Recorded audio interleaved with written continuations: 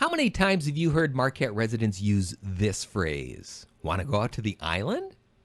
Presque was one of the many legacies of Peter White, who went out to Washington, D.C. to purchase the land from the U.S. government.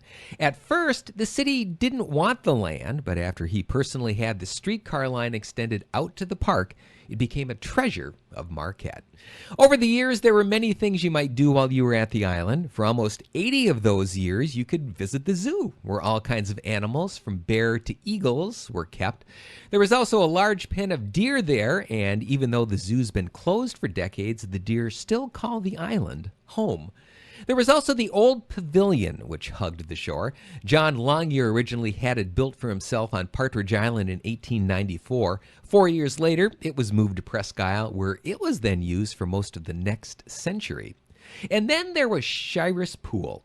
This was a place where several generations of Marquette kids learned how to swim.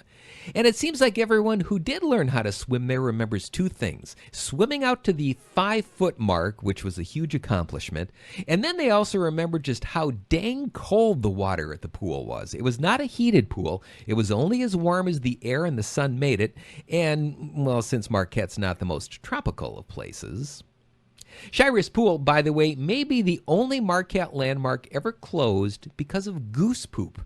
After several decades of decreasing use and increasing maintenance costs, too many geese flying over Presque Isle were using it as their own personal toilet, causing the water to become quite contaminated. So the city closed it up and filled it in, where it's now home to the Moosewood Nature Center.